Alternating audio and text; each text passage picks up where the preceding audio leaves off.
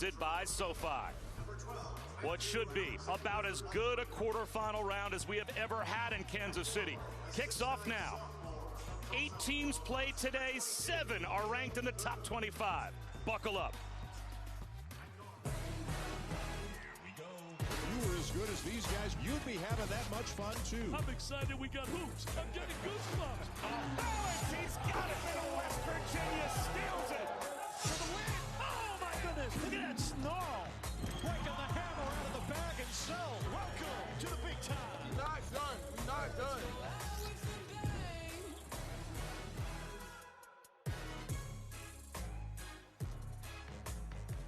Good morning from the Phillips 66 Big 12 Championship. 11:30 in the East, 10:30 local. And we'll kick it off with the Big 12 Player and Freshman of the Year. Cade Cunningham and Oklahoma State going up against the 1-2 punch of Deuce McBride and Derek Culver as they take on West Virginia in the first of 4 today here at the T-Mobile Center in Kansas City. And what a quadruple header we have. Next up will be Baylor, the #1 seed, the conference champion in the regular season. And then look at our nighttime doubleheader as well. Kansas, Oklahoma, Texas, Texas Tech. Could not be more excited for these 4 games. Bob Wischusen alongside Fran Fraschilla. Kind of. Holly Rowe is with us as well. Again, we're up here in the penalty box, but we could not be happier than to be here in person to watch these teams do battle all day long. And Fran, this is about as epic a group of 4 matchups as we probably ever had on a Thursday at this tournament. You're right, Bob. If you like movies, you spend all day at a film festival. If you like basketball, spend the next 12 hours with us right here. You want a plot line in the first game? How about Cade Cunningham, the projected #1 pick in this year's NBA draft? He plays like a 26-year-old NBA veteran, does it all, great teammate as well, and he's elevated Oklahoma State this season in a major way. And Holly Rowe, Cade Cunningham, not only, as we said, the player of the year, but the freshman of the year. He was on the injury report this last week, along with Ice Likely. What's the latest on their status? Well, that's right, Bob. Just 5 days ago, Oklahoma State was able to beat West Virginia without Cade Cunningham, but they have him back today. He said his ankle is feeling really good. He spent the week getting treatment. He said he's had a lot of manual massage to get that swelling down.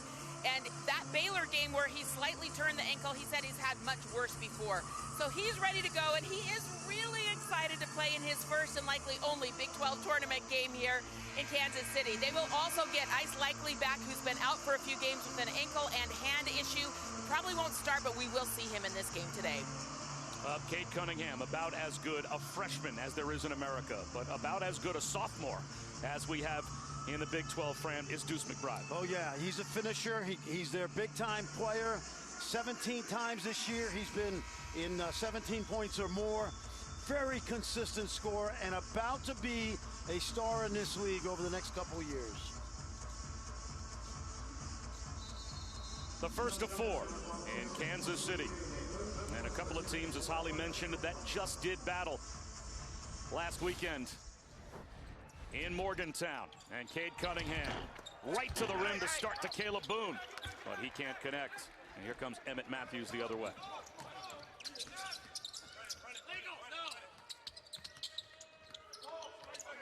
They like to go inside early to Culver. He's a foul magnet. Backdoor cut, and McBride gets them on the board. Good pass from the big guy. Interesting first 2 games, Bob. In Stillwater, West Virginia came from 19 down in the second half. Last Saturday, Oklahoma State goes into Morgantown. They win without Likely and Cunningham. Pretty good backdoor cut the other way for a freshman, M.A. Moncrief. Well, Cunningham's gone in a few weeks, but this is a really good young nucleus. Culver on the drive draws the foul. He draws a lot of fouls for Bob Huggins.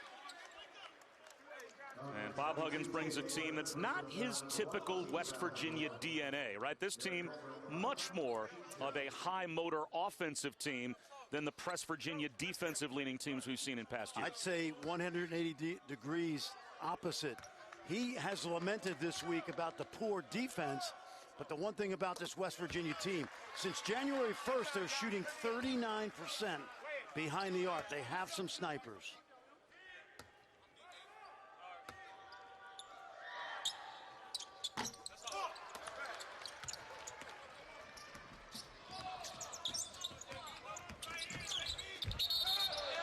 Offensive foul call as Moncrief tried to push it and set up Anderson and got called for the charge. Yeah, this is probably not a great decision early by the freshman. Look, Deuce McBride, an easy position, runs over the defender.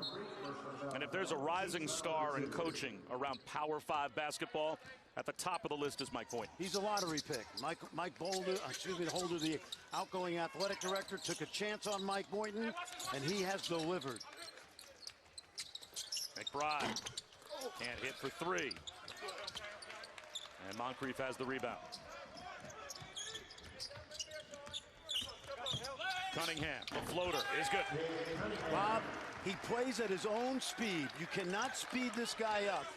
Keep your eyes on him, folks, all day long, because he just has an innate feel for the game. I mentioned like a 6-year NBA veteran. Matthews off the mark. Moncrief running the other way. Euro step crossover. The finger roll won't go. And then a foul called, and if that's on Moncrief, and I believe it is, that is his second. Watch Cade right here. He's going to avoid the contact on the drive with the little floater, knocking it down. He's hard to speed up, hard to trap him because he's 6'8", and he does play at his own pace. You say that, you go, what does that mean? He can go fast, he can go slow, but he's always in control of the game. He may not look like a point guard, but he is one of the final 5 for the Cousy Award, along with Jared Cutler from the Big 12 for the best point guard in America. Culver, offensive rebound. Sometimes the best offense for West Virginia is a missed shot with Derek Culver in the paint, but he couldn't control it, lost it out of bounds. And Ice Likely, by the way, is making his first appearance as he replaced Moncrief with the 2 fouls. Well, they replaced a power forward with a point guard, but in effect, Ice Likely is 4th in this league in rebounding, almost 7 a game. And you'll see a lot of versatility from this Oklahoma State team right now with the way they play, with a lot of perimeter help. There's Likely, allowed the flyby. Bryce Williams gives it up, and Likely shut down at the rim, and Culver takes it away. Almost too unselfish there. Taz Sherman, that won't go. The back tap, though, keeps it alive. McBride at the elbow. Yes. Tell you what, people may not notice, but Emmett Matthews, coaches will notice that. Couldn't grab the rebound, so he just batted it out to midcourt, where there's usually a friendly face. That time, McBride.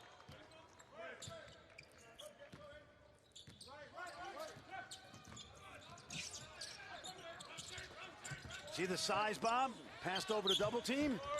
And all the attention that he draws ends up with a Bryce Williams wide open 3. That's exactly what I mean. He's 6'8". You trap him, he could see over the trap.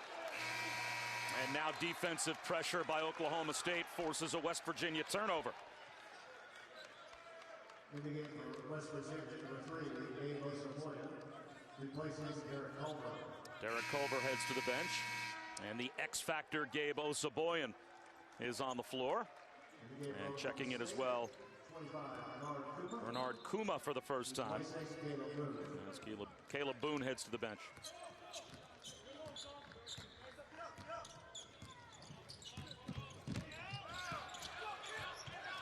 Bryce Williams with a bad pass. And down on the floor is Osabuoye. And that's a guy that was spit up by the double team right there, unlike Cunningham. Matthews lost it.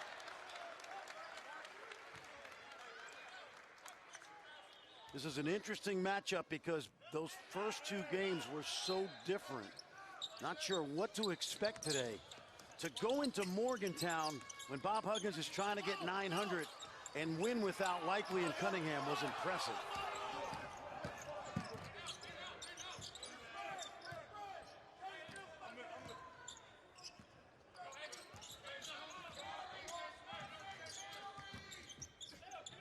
Likely double team. Picked up his dribble, found Bryce Williams, and Emmett Matthews has the rebound.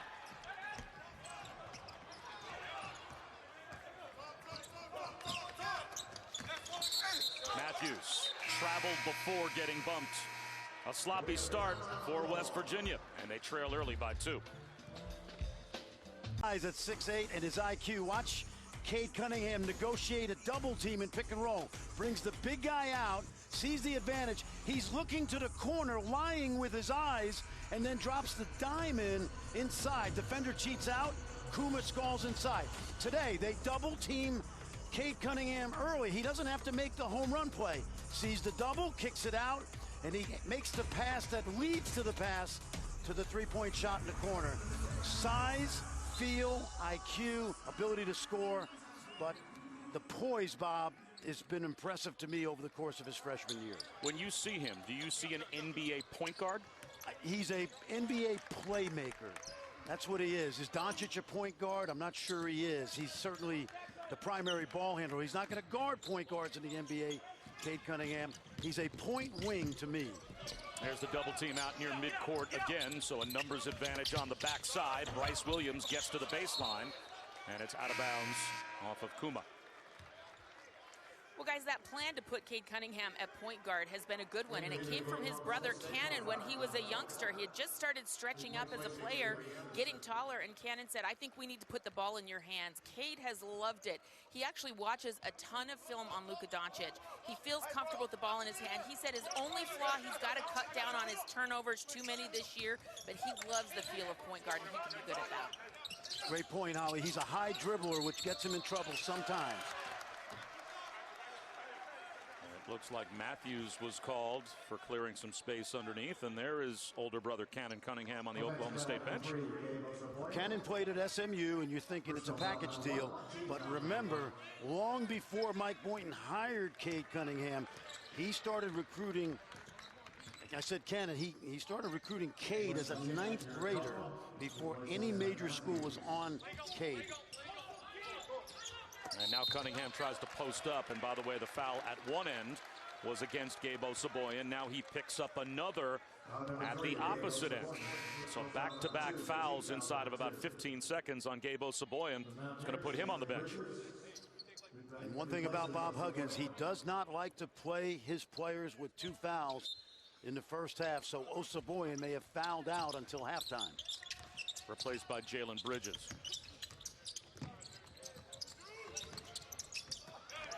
Nice read by Taz Sherman. Jumped right into the passing lane. Gives it up. Culver finishes. Okay, now here's the strategy, Bob.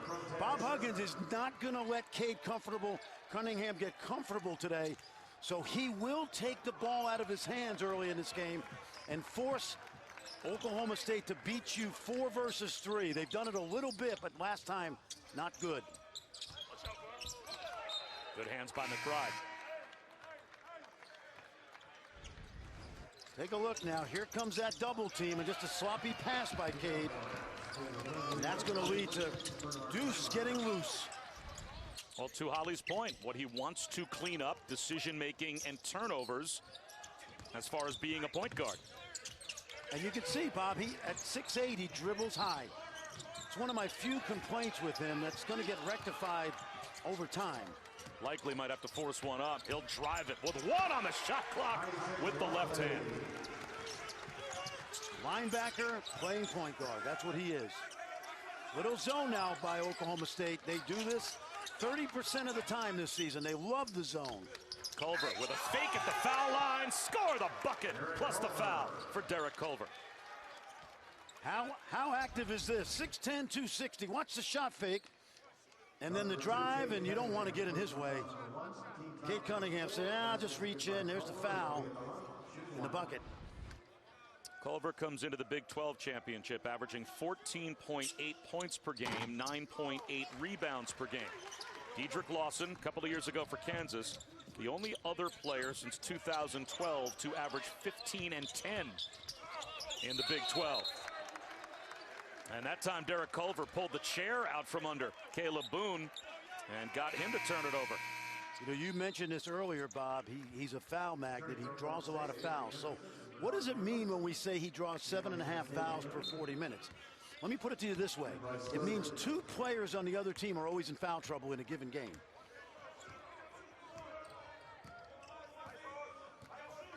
There's the zone, 1-1-3. It falls back to a 2-3.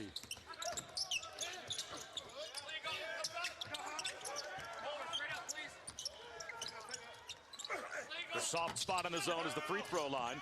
And Deuce McBride found that soft spot but missed the jumper. Cunningham, the trailer. That was a brick.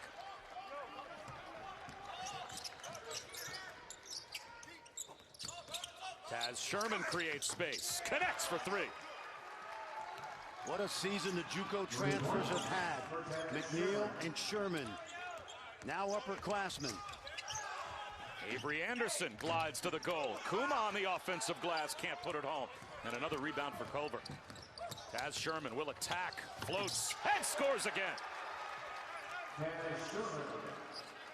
This is not your mother and father's West Virginia team. The defense average, the offense high level this year in conference play. Likely's in trouble. He splits the double team. Great vision. The shot fake and completing it is Rondell Walker. They're gonna have to, Bob, get that ball quicker out of the double teams. Good job by Likely. Deuce McBride. The tip follow is there. Jalen Bridges working the offensive glass. Keep your eye on that young man. He'll be a star in this league someday. Redshirt freshman. There's the trap again. I love this strategy. And look at Cunningham that. Turns it over. Threw it right to Bob Huggins. Taz Sherman, no Division I offers coming out of high school. Not many after his freshman year in JUCO. Now, oh, he can play. He can score it. The Tasmanator to the rim. All right, Kevin, thanks very much. And that is really a shame because Duke had played extraordinarily well their first two games of the ACC championship and maybe had a chance, Fran, to make a run. Who knows? Yeah, no, Bob, we're still day to day with this virus. We're going to celebrate all the basketball we have, and we're going to also be understanding of it's the virus versus man right now. The virus has won a lot, but unfortunate for those Duke players who have really come into their own down the stretch. Offensive rebound, Keelan Boone, and he will go to the free throw line. And this is what you're worried about as well, not only in these tournament bubbles for the conference championships, but also next week when 68 teams go to Indianapolis. And the NCAA obviously is probably almost anticipating somewhere in all of that there's going to be a problem with the team. No, the plan has been in place by the NCAA, Dan Gavitt. I believe they have backup teams ready to go and slide into the field. And but it is what it is. We have gotten through a season, certainly not unscathed. We have basketball, we have some joy, we have buzzer beaters, we have great performances, but ultimately we're still not through the woods yet on the COVID virus. Well, the way things are working here at the Big 12, they actually bought out an entire hotel, so it only has Big 12 teams in it. Each team is assigned to their own floor. Mike Boynton said it's hard. We stay in our room all day. We do go down and have some meeting room areas, but he said I was just pacing the hallways, trying to get a little workout in, doing laps in the hallway. Most teams that win today will go straight from here to Indianapolis. So a lot of precautions in place right now for this very incident. Good hustle play by Caleb Boone to keep it alive off the Cunningham miss. And we talked to each coach, to Holly's point, about not only how do you keep your players mentally healthy in a difficult time here, but anticipating, especially in this league, with all of the good teams that could all conceivably make a run, it'll be surprising if at least one, if not two or three Big 12 teams aren't living in a bubble like this for a month, potentially. Without a doubt, and I've told young coaches this over the last year, and it's not just COVID. The mental health of your players now is as important as being a good recruiter. You just have to understand the time that we're in this environment, and this next month is going to be a big challenge for every young man who plays in the NCAA tournament. McCabe's in trouble, picked up his dribble after Cunningham used his size advantage. Here's a three for McNeil, and that goes nowhere except behind the Oklahoma State bench, courtesy of Caleb Boone. Boy, this young man's confidence grows and grows. Offensively, he's become a juggernaut. And take a look, Nub. You better get that off quicker. Great challenge. You know, Eddie Sutton would have loved that. When I watched this team practice in November, Bob, the thing that stood out to me is this looks like one of those vintage early 2000 Eddie Sutton teams. You remember with the Graham Twins, Final Four in 04. What a group of young athletes. Here's McBride with the left hand. How about the move by Bob Huggins and the coaching staff for West Virginia, too? McNeil, as Cunningham spins and throws one up. As soon as he had that shot blocked, yanked out of the game. He's already back at the scorer's table, about to come back in, right? Just get him to the sideline and say, hey, how about a shot fake? Yeah, maybe. And then after you deliver that message, okay, we just go right back in the game. Well, you know what I love about McNeil, Sherman, and McBride is they play with no conscience. Like, they have amnesia. Bob Huggins told us a number of times during the year, I'm the easiest guy to play for. If you're open, shoot it. Okay? And McNeil right back in the game. Has had a terrific junior year. This young man out of Northern Kentucky, Union's about 30 miles south of Cincinnati. He spent a week at Bellarmine, Division II Power, now D1. Didn't like it, was confused, came home, hung around for a year, went to a junior college in Dayton. Bob Huggins got a call from a friend. You need to take a look at this kid, and he has become a good player.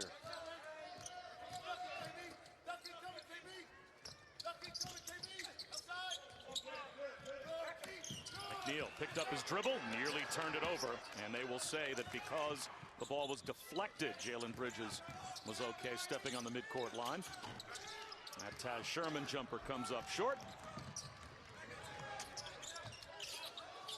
Keelan Boone, yes! Did he have a toe on the line? He did. It's a long two for Keelan Boone. Keelan is the perimeter guy. Caleb is the workhorse inside. These two guys have gained about 35, 40 pounds since they arrived on campus from Tulsa.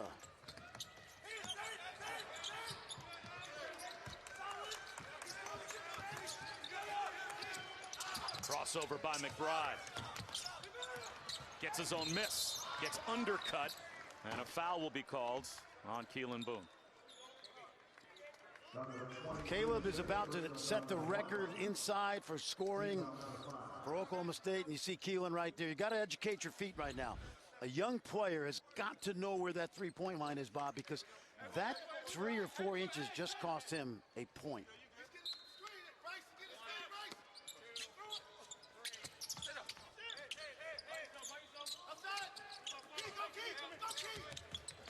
Culver double team.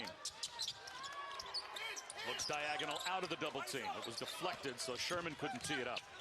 Now Taz Sherman hounded along the baseline. 8 to shoot for West Virginia. Quick double team. Take a look right here. Culver, when you get that ball, always look opposite. He does it, a little sloppy.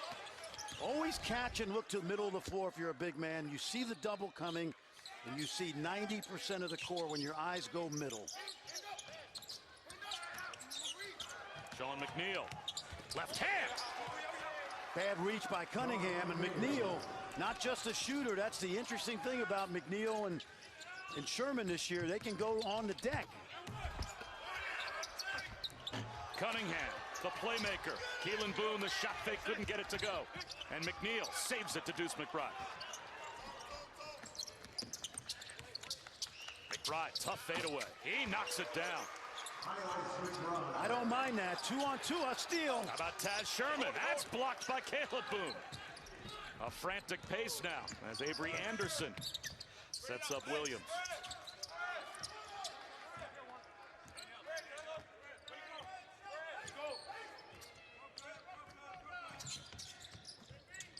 Bryce Williams rolling to the goal. Caleb Boone. Here's Cunningham for 3. That was one of the question marks coming into this season as the projected #1 overall pick.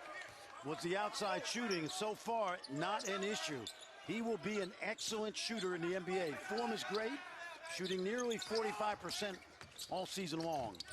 Culver stolen by Cunningham. Baseball pass to Bryce Williams. The reverse with the left hand. The windmill move by Bryce Williams. Using that rim as a shield.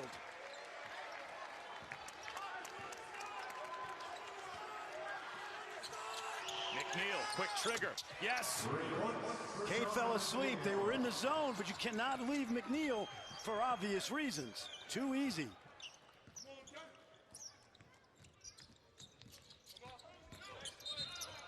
Reach in by Culver, and a bad foul outside the three-point arc. It's fun to watch here, Bryce Williams in transition. No question. The transfer from Ole Miss, getting out in transition.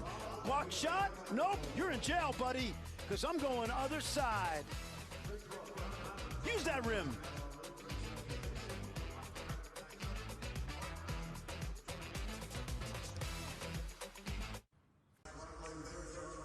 All right, Kevin, thanks very much. And we heard Coach talk about utilizing your roster. Well, Bob Huggins has to do that right now because that is a fatigued Derek Culver over on the sideline. Yeah, here's the foul. This is his first one, and he walks to the bench. And to me, that's a fatigue foul. Watch, he's going to go down. And with Osaboyan with two, now they're going to go small.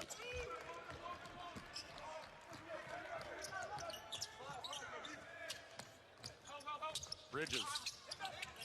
Set up McNeil. One dribble. And that won't go from the corner. And it might be a one-and-done group for the most part on the floor right now for West Virginia. Cade Cunningham, step back. The tip follow. There's the size advantage on the offensive glass for Keelan Boone.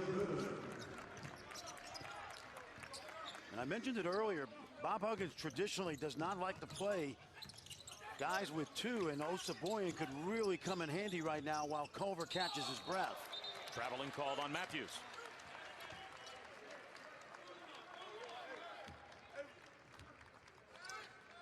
Well, Derek Culver does not look right.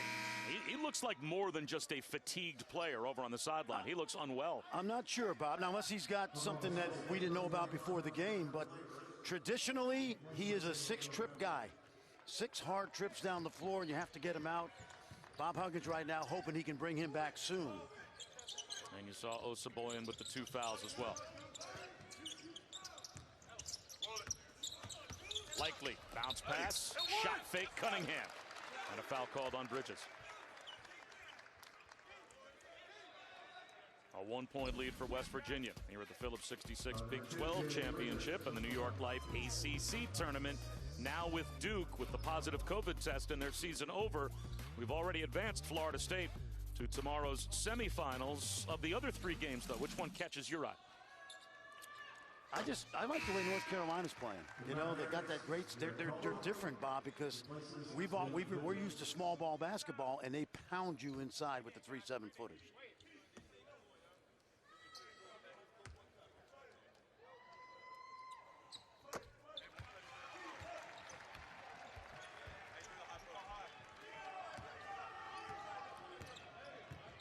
Exactly the game that we expected. A 1-point advantage for Oklahoma State. Back and forth we go. This is the first of 4 at what should be a terrific day here in Kansas City. And now Keelan Boone, trying to guard the pick out on the edge, picks up a foul. Foul number 20, Keelan Boone. Personal foul number 2. Guess who's back in? Team foul number 6. And he put himself back in. Let's keep our eyes on Culver and see how much gas he has in the tank and how he reacts to the rest he just had. Getting him a touch wouldn't hurt. He's got it. He's going to go to the bucket. And it's numbers the other way with a behind-the-back dribble by Cunningham. Passing up the shot, though, was Farron Flavors. A near turnover. Keelan Boone tied up.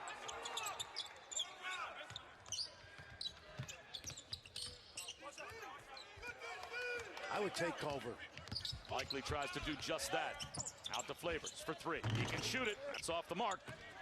McNeil runs it down. Spotting up is McBride.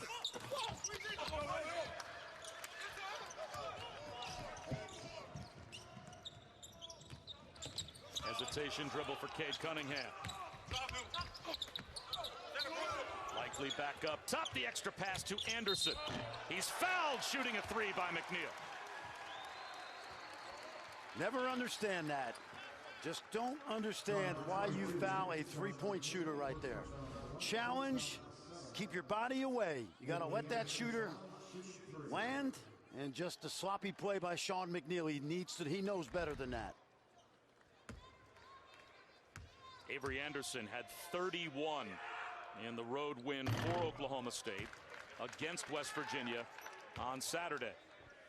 He's still scoreless as he misses the first of the 3 free throws.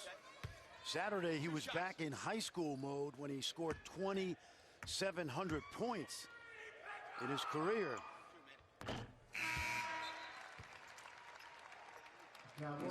He's had a tremendous sophomore season. Last 5 games, 16 points a game. Of course, 31 will help that average. He became a starter 18 games ago, and he's been in double figures in 12 of those 18 games, and a lot of it is because he's such a good free throw shooter at 86%. So on the board, 2 of 3 there, and Oklahoma State by 3. Derek Culver is still gassed. I'm paying close attention.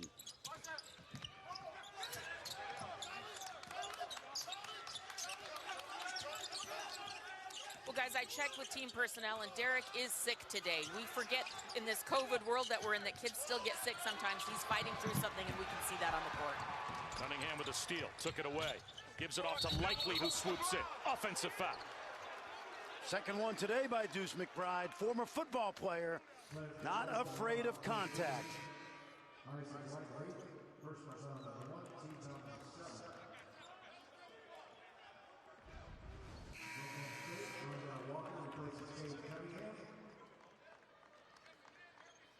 He said it's a linebacker playing point guard in Ice Likely, so if you're Deuce McBride, it takes some guts to stand in there and take an Ice Likely charge. Well, remember, he was an excellent high school quarterback at the Cincinnati Moeller, which has produced so many great football players. And the interesting thing about Deuce is that midway through his junior year, he was 17 touchdowns, 5 interceptions, and then had a serious foot injury, which kept him out and basically ended his football career, thankfully, according to mom and dad.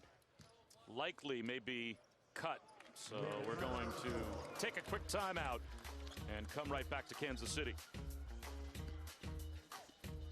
ESPN. $8.99 actually, but unlike some of the other guys who are in the top 10, not everybody, he's come up the hard way. He hasn't had the blue blood programs, winning at Akron first, turning Cincinnati into a power. Kansas State for a year, and all he's done here is continue this great basketball tradition at West Virginia that goes back to Jerry West and Hot Rod Hundley, Rod Thorne. He'll be in. 5 to shoot. McBride off a shot fake, knocks another one down. And is it the lack of a national championship? All the other guys at the top of that list, multiple Final Fours, national championships, but as you said, the programs that Bob Huggins has coached, and because of that, the players he recruits, he's not recruiting one-and-dones and McDonald's All-Americans. Has that held him back from winning a national championship? Well, you know, Eddie Sutton's in without a national championship. Lou Carnesecca had only 536 wins, 1 Final Four. It's still a pretty good record. A pretty good record. I think there's a lot of politics involved. There's no question. He will get into the Hall of Fame. There's no question.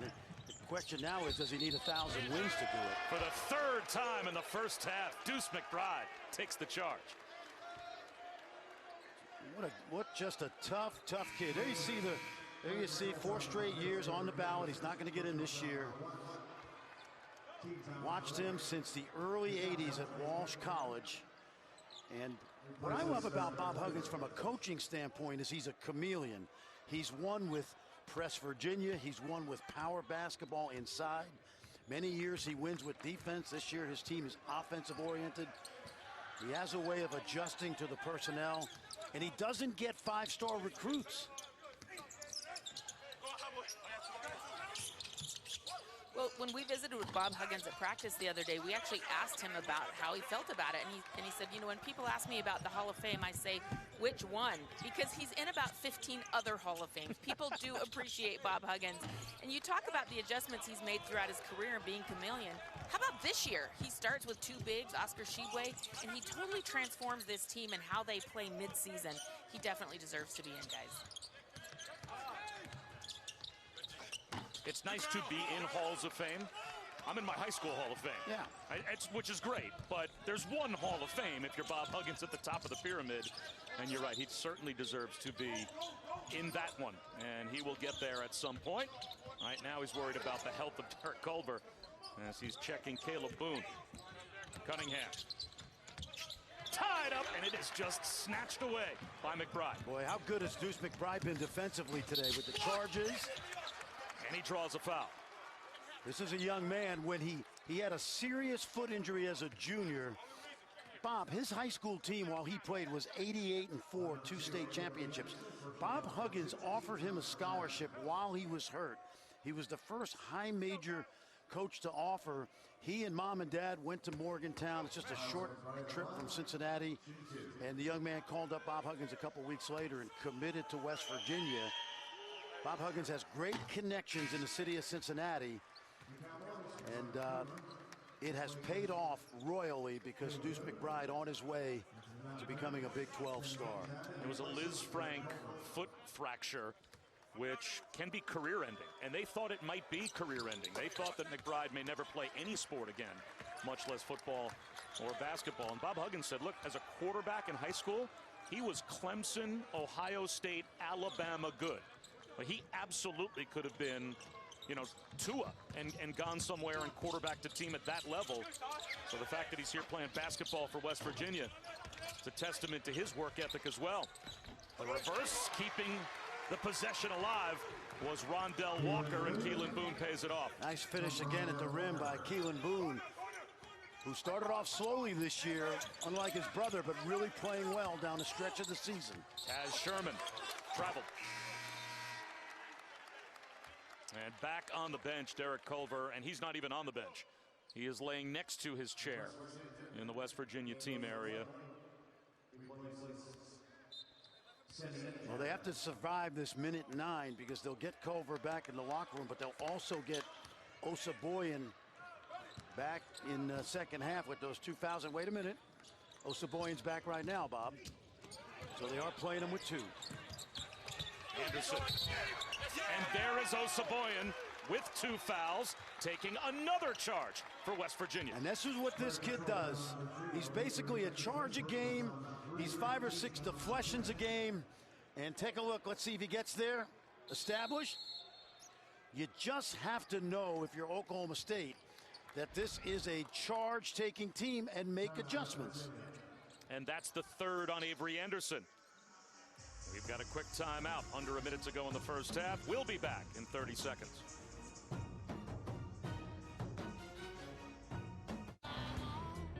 Over 10 years ago, we made a promise to redefine everything a truck can be.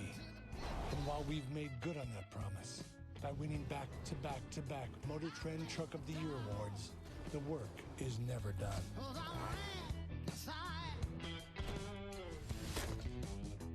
During Ram Truck Month, get 0% financing for 72 months, plus $2,500 bonus cash on the 2021 Ram 1500. Bob Wischusen and Fran Fraschilla, Holly Rowe at the Phillips 66 Big 12 Championship, the first of 4 quarterfinal matchups today. We've got a national championship threat and then some in Baylor coming up in the second half of our matinee doubleheader as they'll take on Kansas State, and then 2 terrific matchups later on. Without David McCormick, we'll see Kansas as they will meet Oklahoma, who won last night. And then Texas Tech, they will be the nightcap. And of course, Texas Tech was the matchup that was about to take place on the floor in this exact time slot 1 year ago from right now, when all of a sudden the floor cleared, the players walked back to their locker rooms, and the world stopped. You and I were sitting courtside that day, and we kind of expected to get the bad news. We did. And that's why Despite the sad news today about Duke, we're playing college basketball championship week, and we're going to enjoy it and celebrate it. McNeil gets the soft roll for the triple. And it looks like a timeout will be called by Oklahoma State, as Mike Boynton will call the timeout he can't take with him to the second half. West Virginia back on top, back in 30 seconds. 66 Big 12 championship. And one of the biggest reasons, Fran, why we want to get even to next year's Big 12 championship, to get the fans back in the building as well. It is an absolute blast of a festival to be a part of all of the fan bases being in this neighborhood and enjoying when all the teams get together and play this tournament. Right now, only about 20% of the fans allowed in the building, so maximum today we're about 3,200 or so, and it's just a great place to be if you're a college basketball junkie. I think it's the best tournament at championship week. The history of the old Big Gate, Kemper Arena. Boy, this kid is unbelievable. Look at this. McBride finishes after the steal from Cunningham. He has harassed Cunningham worse than a truant officer today. Look Here at he him. is again. Wow. Deuce McBride with 3 seconds to go in the half. Oh, my goodness. He's down.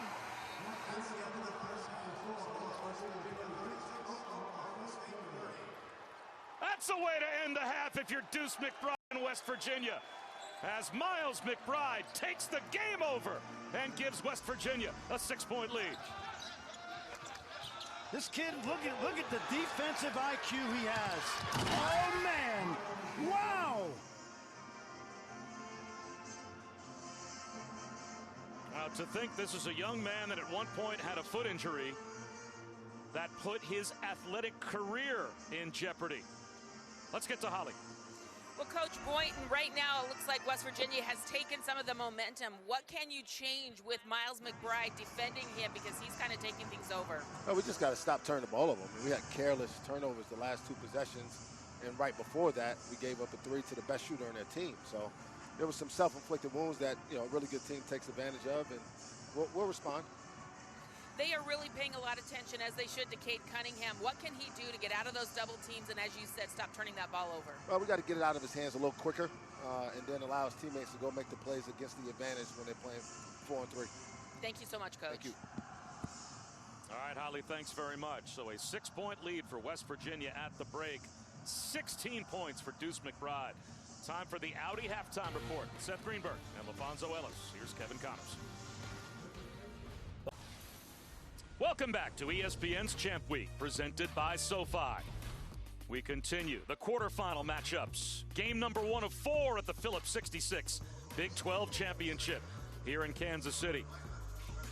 The player of the year in the Big 12, Cade Cunningham, and in the first half, he was presented with the award by Mike Boynton. Bob Wischusen here with Fran Fraschilla and Holly Rowe. And Fran, he got paid the attention that you pay defensively to the player of the year in the first half. Absolutely. They harassed him with double teams, and then the play of Deuce McBride. Wherever he went tonight, you see the double teams have flustered Cade McBride. Cunningham, excuse me, too sloppy. And that was the adjustment that Bob Huggins had in this game, Bob. We didn't see him Saturday in Morgantown. They're not going to let him beat them by himself, so they're double teaming the ball out of his hands. Mike Boynton has to make adjustments now to the double team. Now, what adjustments do you make defensively if you're Oklahoma State on Deuce McBride? Because he simply took the game over. Well, he did it both ends of the floor, Bob. First of all, he took 3 charges in the first half. Take a look right here. That's just one. Then the block shot at 6'2", pretty good. And then the steal through the lane like a defensive back at Moeller High School, and the finish against Cade Cunningham.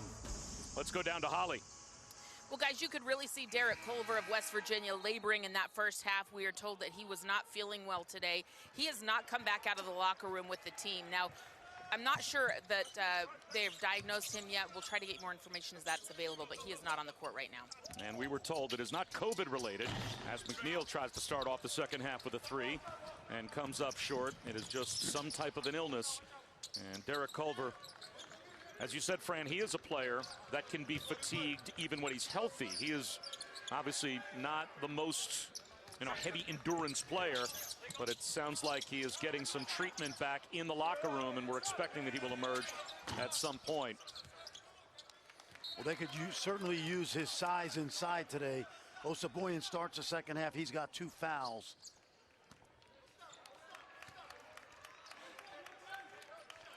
Remember, this transformation of West Virginia to a small ball three-point shooting team took place over one weekend in Oklahoma in early January, and they're very comfortable playing on the perimeter with all these shooters. McBride had 16 in the first half. Step back here, make it 18. Anybody who thinks the mid-range is dead has not watched this kid. Like Davion Harmon last night for Oklahoma, those guys live in the high paint and really are efficient.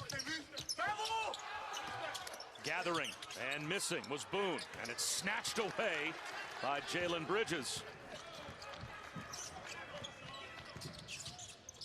McBride.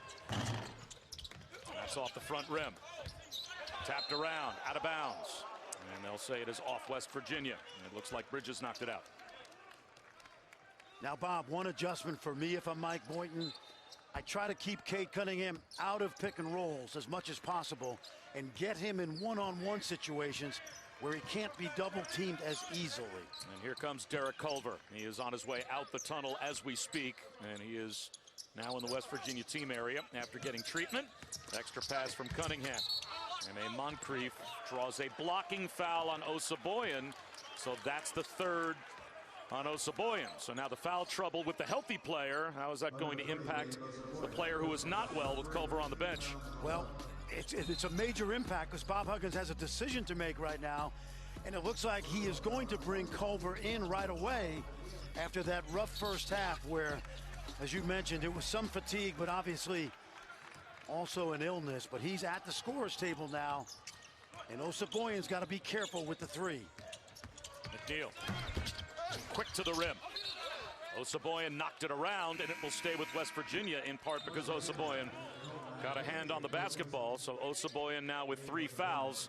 He'll be replaced by Culver. The question is for how long? That probably depends upon how much gas Derek Culver has in the tank.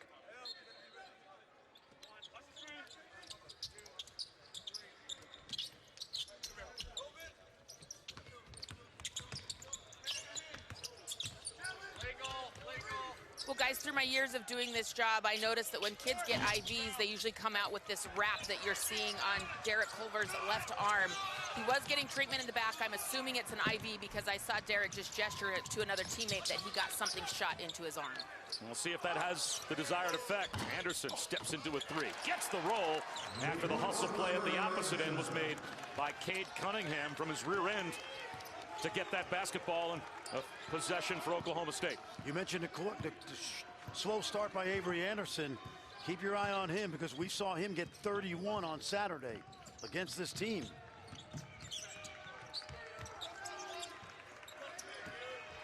A curl by Bridges, blocked by Caleb Boone. Cunningham off to Anderson. He's got another.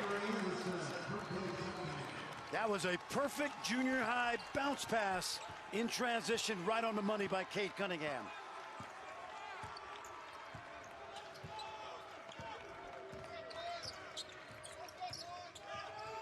Culver faces up. Whips one of the corner to Bridges. That's short.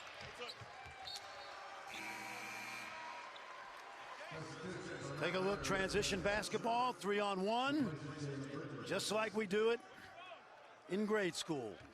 Perfectly done. Avery Anderson running, knowing he's going to see the ball if he's open.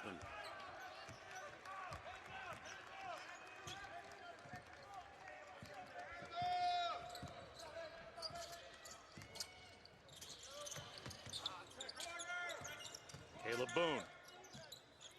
Extra pass to Anderson in the corner. Thought about a 3. And now he'll pull up in the mid-range. It rolls off the rim. Tipped around. It'll stay with Oklahoma State.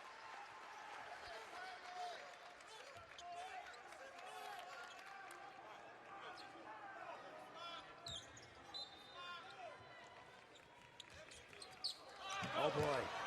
Culver Runs it down. Crosses over. That looks like the IV had an effect.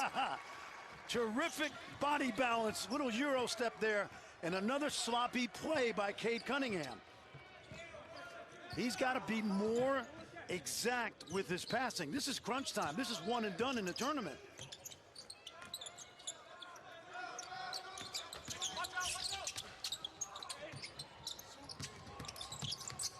Anderson blocked.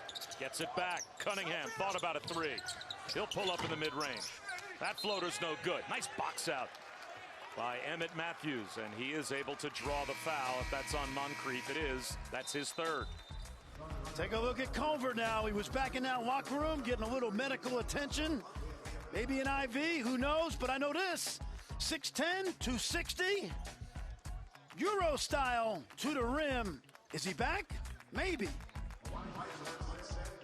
ESPN Sunday at 7 Eastern, 4 Pacific on ESPN and the app. Of course, it's Bracketology. Reese, Jay, Fonz, Seth, Dickie V, they'll all break down the brackets and have special guests as well. SportsCenter starts us off at 5:15. Reese and the guys reveal the NCAA men's field of 68 as the teams are announced, and one of those teams will be Oklahoma State. Of course, 7 teams from this league are going to the NCAA tournament, and all will be relatively high seeds. Oklahoma State, as Culver takes one away and throws it down. Oklahoma State, it was announced by the NCAA over the summer that they were going to receive a postseason ban dating back to pre-Mike Boynton days. Well, they appealed. Well, that appeal has not been heard yet by the NCAA, and because now they're playing in the Big 12 championship, we are officially in the postseason, which means now they are officially eligible to play in the NCAA tournament as well. And the big story about that, as West Virginia gets hot right now, is on June 5th, when the sanctions were announced, there was some talk that Cade Cunningham, among other Cowboys, would not come to school. He had a chance to go to G League, go overseas. He chose to stick with Mike Boynton. Obviously, the season he's having in Stillwater is historic, and he will play in the NCAA tournament. Caleb Boone's jump hook blocked, but a takeaway and a layup for Bryce Williams. Sneaky play by Williams, and Sean McNeil, he's played a lot of basketball. He's got to know better.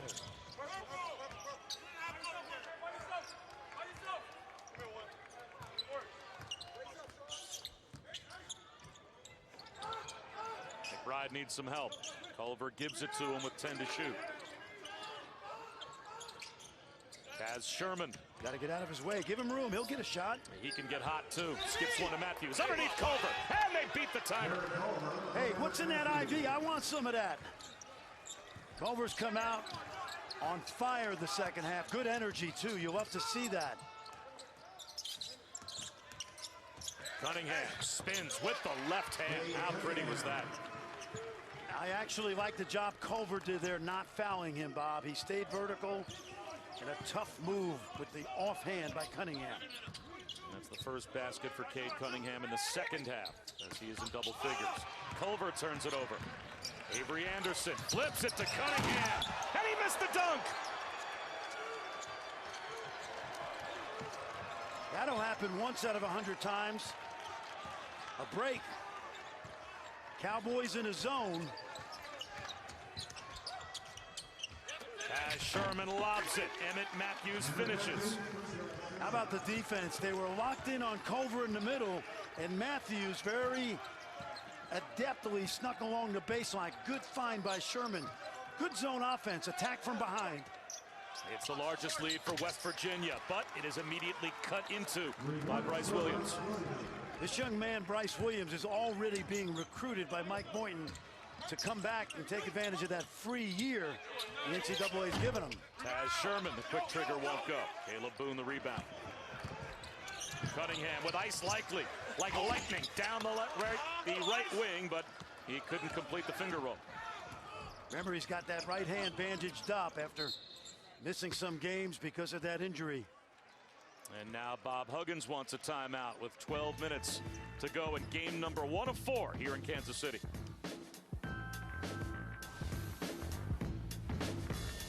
It's a mystery man at halftime, but obviously He got a little shot in the arm, an IV, and all he's done in the second half is give the Mountaineers a shot in the arm with some timely plays on both ends of the floor. A couple steals and finishes. And right now, Mountaineers lead by 5 as we head down the stretch. 11 points and 6 rebounds now for Culver. Osabuohien back in the game, though. He'll play with the 3 fouls. McNeil off the window. Long rebound. Avery Anderson lost his footing. Cunningham right behind him to clean it up.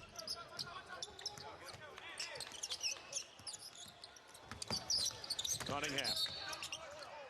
And a foul will be called, narrowly avoiding what would have been Cunningham's 6th turnover. We'll step aside for just a moment from Kansas City.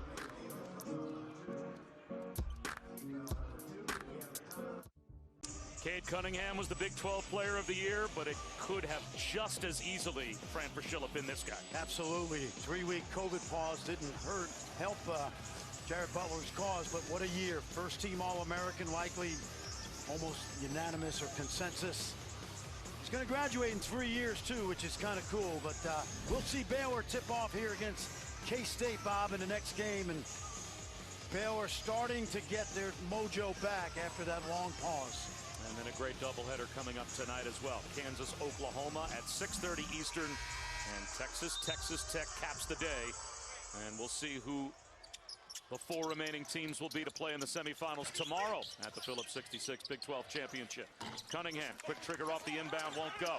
Kuma had it stripped away by Osabuohien, but a foul called, and Culver getting right back up off the bench and heading to the scorer's table for West Virginia as Osabuohien's got 4. This young man, Bernard Kuma, has only played 7 minutes a game all season, but in Saturday's win in Morgantown was really important. Just a sophomore, a JUCO transfer. He had 6 points and 10 rebounds in the win in Morgantown on Saturday. As Osabuohien sits, Culver comes back. And without Cade Cunningham and without Ice Likely, these 2 teams closed out the regular season against one another in a very unlikely Oklahoma State win. But because of contributions like that from a player like Kuma that knocks down 2 at the free throw line. Cowboys back in man-to-man. Bryce Williams has been hounding McBride. McBride draws a foul. That was an example of pressure actually hurting Bryce Williams, because the more you pressure a guard like McBride, the easier it is going to be to get to the basket. And Bob Huggins cleared everybody out on that right side and created that one-on-one opportunity.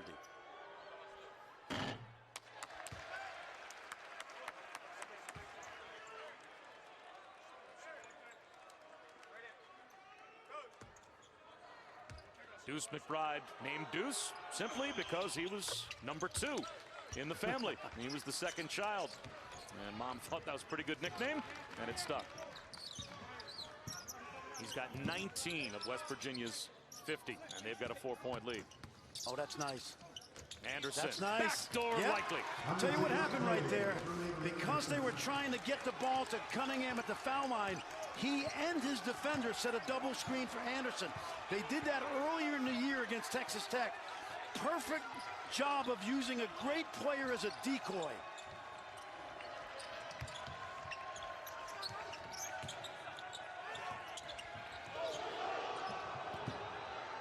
The Oklahoma State fans and their bench thought McNeil traveled. Instead, it's Matthews on the baseline, and that was an ugly one off the top of the backboard. Anderson running the other way. Avery Anderson off the front rim. Kuma keeps it alive. Held ball with Culver, and it will stay with the Pokes. Let's go back and watch Cade Cunningham as a decoy on this play. He's right here, and watch Deuce McBride try to keep him from getting the ball. But by doing that, they set a double screen on Anderson, and that frees him in the lane. And obviously a great back cut by Likely. Really good execution of using your star as a decoy. There's Cunningham with a triple. Oklahoma State's got the lead back midway through the second half. You said it earlier, I'll say it again, just like we expected. Don't look now, but there's crowd noise here in Kansas City.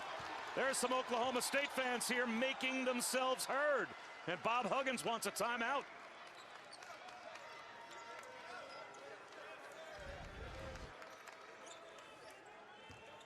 Watch the form. Perfect follow through. What once was thought to be a potential NBA weakness has turned out to be a strength for Cade Cunningham. And this young coach, what a job he's done. Well, guys, you talk about Cade Cunningham's shooting. He's really good, over 40% from three-point range this season. And there's a good reason. His brother, Cannon, who is a member of the staff, and he stay after practice, every single practice, for 15 minutes and go through a rigorous shooting drill. They are religious about it. They never miss it. And you can see that improved form. He is really smooth when he rises up, take those threes, but it's a lot of hard work in the gym and extra hours. Well, what you love about that, Bob, is he recognized what he thought might be a weakness before he came to Oklahoma State, and they have worked on it to the point where that will be very reliable as he gets to the next level. Oh, push off inside. Culver was lucky. Whips a pass to Bridges. Likely the rebound.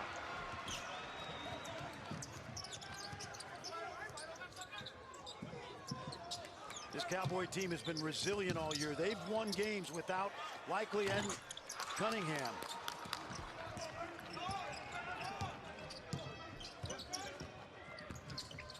McBride. Cunningham the rebound. Long bounce pass to Likely.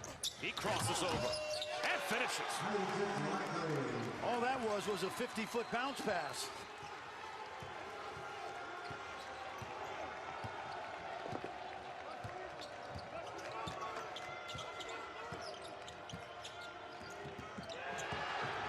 Another takeaway. Avery Anderson throws it down. Careless pass. We've seen it with Cunningham. McBride, same thing right there. And Anderson, we talk about the scoring. He's an electric defender.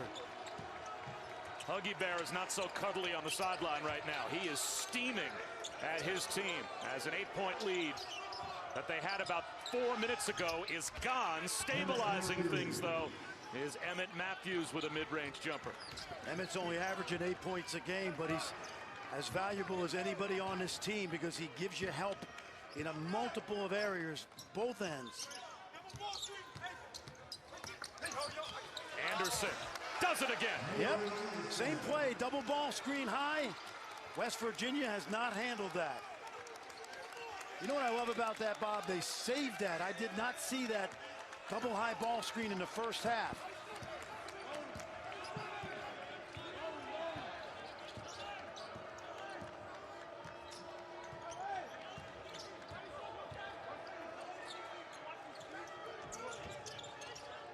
It's a 13-point turnaround in the last 5 minutes.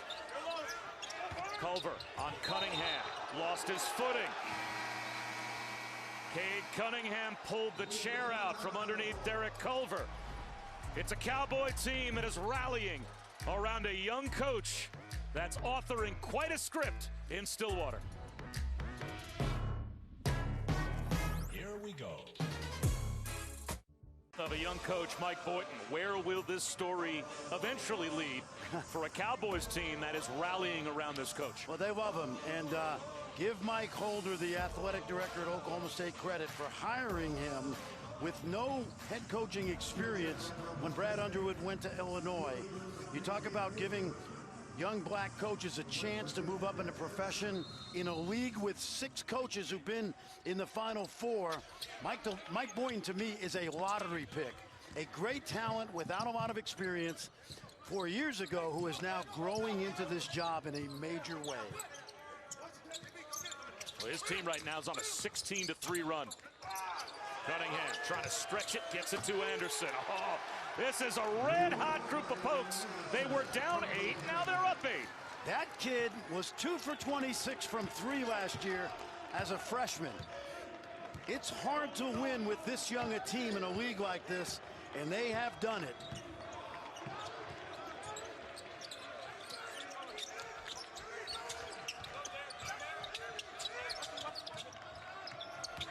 Taz Sherman turns it over. Here comes Likely. He'll draw a foul. He'll go to the free throw line.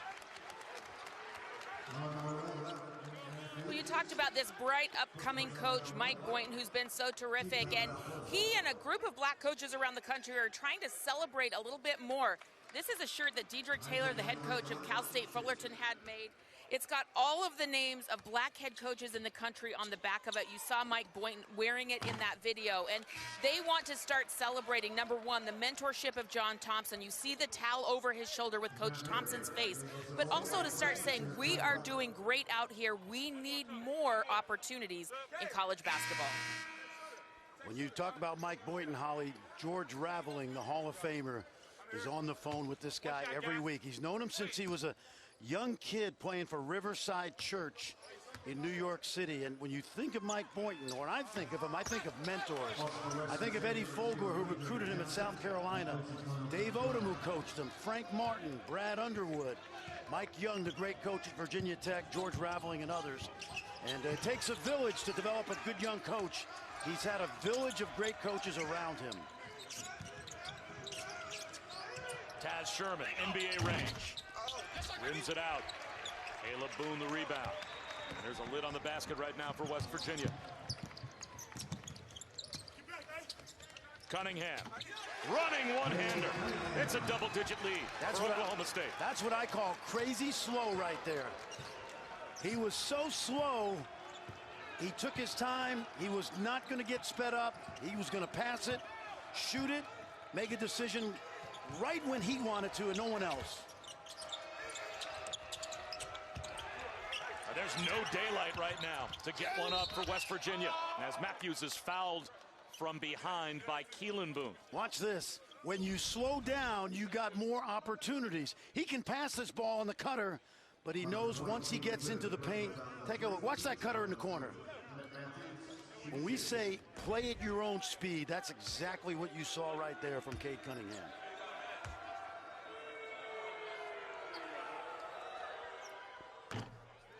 During our commercial break, it certainly looked like Bob Huggins was giving Deuce McBride an earful. And right now McBride is sitting over on the sideline. McNeil and Taz Sherman are in the game.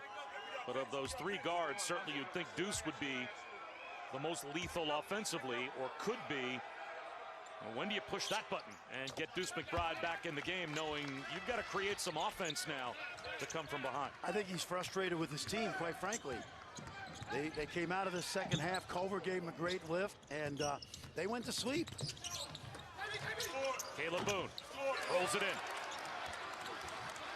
That young guy is about to set a record at Oklahoma State. Keontae Roberts shot 62% one season. This young man is in the 67% range. He'll be the all-time field goal leader at this pace. And now McBride is at the scorer's table.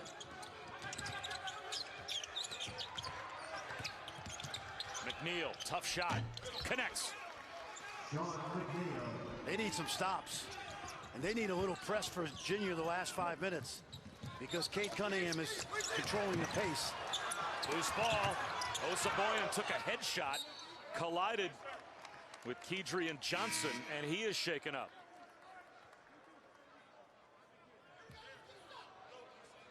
West Virginia gets the turnover and the takeaway, and they bring McBride back in, but Osaboyan going to try to stay in the game and shake this one off as those two collided. Interesting, McNeil had a big bucket right there. He's out. I'm not sure he's happy about it. And Osaboyan's going to go to the bench as well.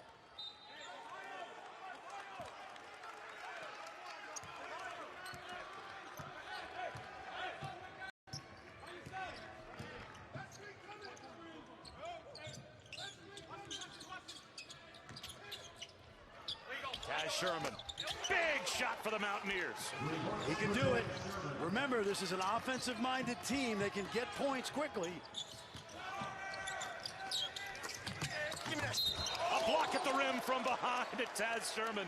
It looks like will be called for the foul, but he thought he had it clean on Caleb Boone. Watch the pass. Looks like a jump shot. Pass inside. Here comes Taz. Oh boy, that's ball. That happened so quickly, I don't see any body contact. Very lucky. Good officiating crew. I think they missed that one. A 5-point game with 4.5 minutes to go. These two teams played 2 epic games in the regular season. Not only did Oklahoma State win against West Virginia on the road without Cade Cunningham and Ice Likely last Saturday, but a game we called earlier this year, all the way back in early January. West Virginia in Stillwater came from 19 down in the second half to get a win on the road. They were the come-from-behind team. They'll have to do it again now. And they can. And partially and mainly because this is a different West Virginia team offensively. Shooters all over the place. Here's a set play. Taz Sherman fires it. Oh, man! Wow! That was a set play that was guarded well. He tried to sneak Sherman behind the screen. Defense read it, but he still made the shot. And now Oklahoma State will call timeout. Back-to-back triples by Taz Sherman makes this a 1-possession game with just over 4 to go. Who's going to win a close one there? Who will win a close one here? Some momentum now for West Virginia as Oklahoma State's lead has been cut down to 3 with a couple of 3-pointers made by Taz Sherman. Bob Wischusen here with Fran Fraschilla and Holly Rowe, the first of 4 at the Phillips 66 Big 12 Championship.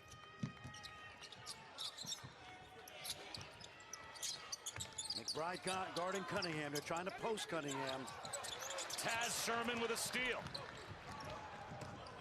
Goes to the bucket, lays it in. How about him going underneath the shot blocker right there? Scooped it. I think that kid should come back next year. I know I've said it a couple times. He's only 21. Boy, would I love to see him return and take that free year. He's up to 14 now. Anderson for 3. Short, likely an offensive rebound. Quietly, Ice has made his presence felt today.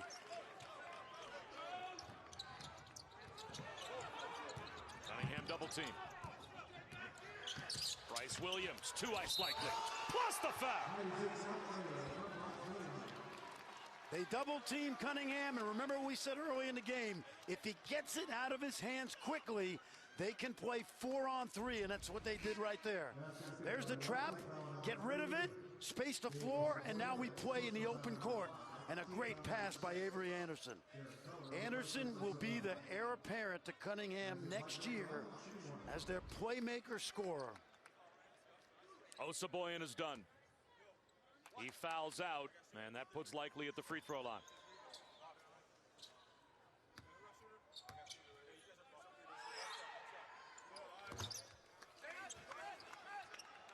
Still a 1-possession game. Coming up on 3 minutes to go.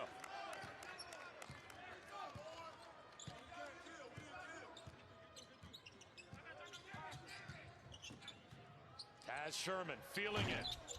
In and out. Cunningham walled off Derek Culver to get the rebound. That's a 6'8" point guard, theoretically.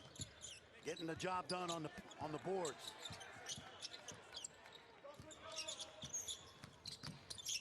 Anderson with a crossover.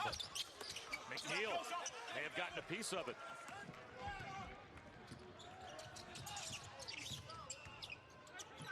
McNeil from deep. Culver an offensive rebound. Right back to McNeil. Right back to Culver. Oh, nice. A weak side finish. Cleaned up by Emmett Matthews. I'd like to think it was a lob pass, but I don't think so. But it got the job done. Culver was a little long on the jump hook.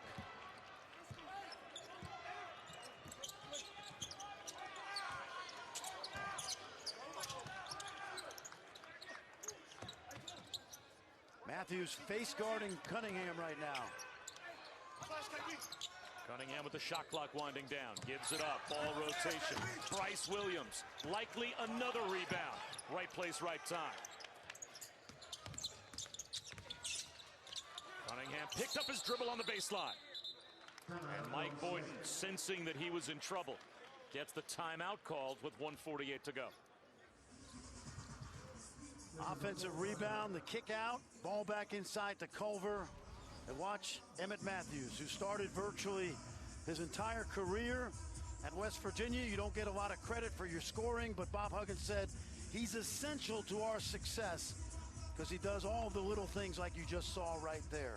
Well, you brought up Ice Likely as well, being that kind of a player, and Osaboyan in that category. So many teams, Fran, in this league have that kind of a stuff-the-box score type player that impact the game in so many ways without necessarily scoring. When you have great coaches in this league, which this league has, they appreciate the little things that go into winning, and every team is dotted with those kind of guys. And you see it's been a game of runs in the second half, and West Virginia now trying to claw back in it after comfortably being up early, Bob, in the second half. Do you expect anything different to start off a quadruple header at the Big 12? Just what we thought. We were so excited when we saw these matchups. And sit back, folks. We got about 10 more hours of this level of play. Well, we have 8 teams playing today, and 7 of the 8 are ranked. And here come the Big 12 regular season champions for the first time, as the Baylor Bears have arrived at T-Mobile Center. They will take on Kansas State coming up in game number 2 of our quadruple header. 18 seasons for Scott Drew, finally winning a regular season title, now trying to win the Big 12 tournament title. They've been here 3 times as the runner-up, and trying to continue to make a little more history. 13 on the shot clock for Oklahoma State. Watch Cunningham here. Maybe a post-up. Good hands by Matthews. Gets the steal. Matthews is doing the job. McBride. That's off the mark. Another rebound for Cunningham. Watch the runner. Bryce Williams to Anderson. Blocking foul called on Deuce McBride. 3 different times today he has been in position and taken a charge and gotten the benefit of the doubt. That time he gets called for the block. Watch Avery Anderson right here. 0 on that left wing. Watch him run. He beats the defense down the court. I call that kind of player the unknown runner. The guy that will run hard, Bob, not knowing whether his teammates will see him. But Avery Anderson getting a chance to take advantage of that great free throw shooting you talked about. After a very quiet first half, Avery Anderson up to 15 points now. Sean McNeil back in the game for Kedrian Johnson for West Virginia. 1 of 2 at the line for Anderson. You have weapons now. If you throw it into Culver, remember, not a reliable free throw shooter. They got him a jump shot. Sherman for the lead. He knocks it down. That's called the elevator play. He went through 2 screeners, and Oklahoma State caught napping. They didn't get on the elevator. 1 minute to go. Anderson to the bucket. The Pokes back on top.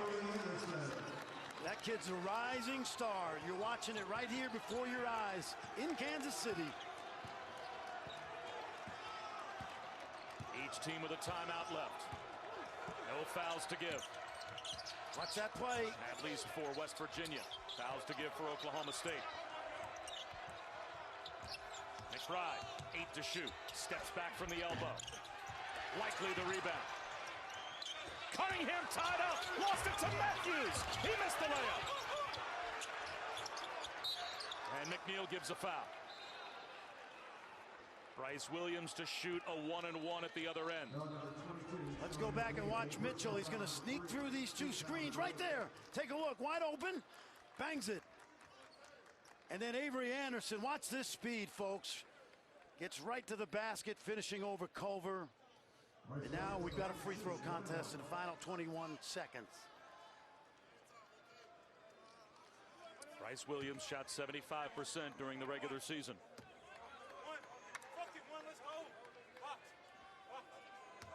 His first trip to the line. Now, Bob, if it's a 3-point game, historically, Bob Huggins doesn't play for the 2 and then the press. He likes to play for the 3. They did this on Saturday. It did not work. Let's see what they'll do if they're down 3. And Mike Boynton, I think, letting his team know we can be really aggressive. They have 3 fouls to give. Bob Huggins wants a timeout, his last.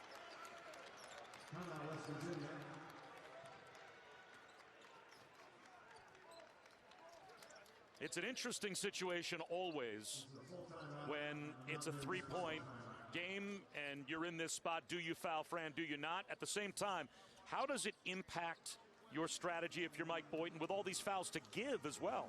That's the first thing you're thinking about. Let's take defense first. He's got some fouls to give, but you don't want to foul in the half court now with the idea that West Virginia has some quick trigger guys. Now, for Bob Huggins, what we've seen in the past in this situation is some coaches like to go for the quick 2, set up their press. Traditionally, Bob Huggins has set this play up right here for a 3-point shot. Now, if you know that and you're Mike Boynton, you have to alert your team. Got to be really careful to use those fouls and make sure that West Virginia's not in the act of shooting. That's certainly the strength of West Virginia. Taz Sherman, Deuce McBride, Sean McNeil was 5th in the Big 12 in made threes per game at about 2.3. So he has 3 guys that all are probably equally dangerous to get a 3 up. And with 3 fouls to give for Mike Boynton, interesting to see how he plays this. I think as a coach, you have to be ready to adjust, because if I know they're going to guard my 3-point shooters, then let's get the quick 2 inside and maybe get it by 12 seconds, set the press up, foul, and turn it into the possession to free throw game. And you're always talking about how much time you want on the clock when you start to think, let's foul the team that's down 3. But when you've got fouls to give, you could take that time off the clock yourself. But not in the front court, because that's where you don't want to be in a vulnerable position of a catch and shoot. Right, Bob, foul a 3-point shooter. Exactly. That's the danger. Full court, different story until you get to the foul line. 16.7 to go. West Virginia now out of timeouts. Deuce McBride. They're going for 3. 10 seconds to go. Taz Sherman steps back with a hand in his face. Likely was there to defend it. Culver kicks it out. McNeil's got it. Didn't get it off. Oklahoma State wins it.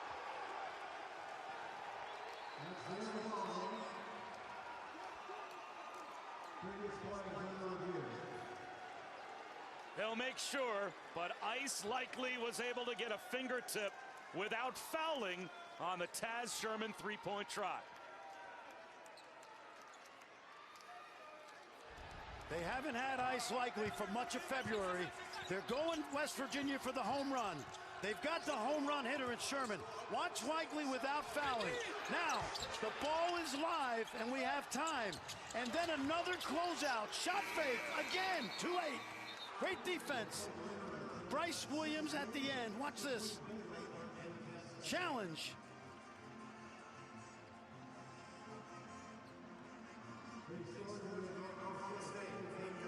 Mike Boynton.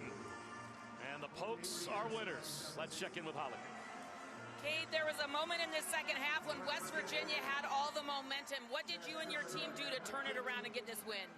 I think we finally strung together some stops. I think that was the biggest thing for us. You know, we rebounded the ball better, took care of the ball a little bit better in the second half. First half, you know, I ended the first half with a careless turnover. We just had some careless turnovers throughout, so I think that was the biggest thing for us, getting stops and taking care of the ball a little bit better. For you, you're coming back from that ankle injury. How did you feel out there in your first game? I was cool at first, good adrenaline. At first, coming out of the halftime, it was a little stiff, but you know, as adrenaline gets back into you, you know, the game gets going, you know, you kind of forget about it, so I was all right. Cade, there was a point this summer when the postseason was not promised, but you stayed true to Oklahoma State. What did it feel to be out here playing in the postseason in a Cowboy uniform for you? It felt great. I don't think anybody expected us to be at this point right now. There are a lot of naysayers and stuff, so, you know, we're trying to make the most of that. The whole team stayed. You know, we believed in the staff, believed in the school, and, you know, we're going to try to make the most of this opportunity we're allowed to play. So, you know, shout out my teammates, man. They stepped up, Avery made a huge layup at the end. 1K Bryce, he made a big-time free throws at the end. Isaac made this big-time stop right here. So, you know, it was a team win. All right, the best thing about March, Cade, we get to see you tomorrow. Thank you. Thank you. And Cade Cunningham is our player of the game, brought to you by Phillips 66. 17 points, 8 rebounds, 4 assists, and Oklahoma State has now won 7 of their last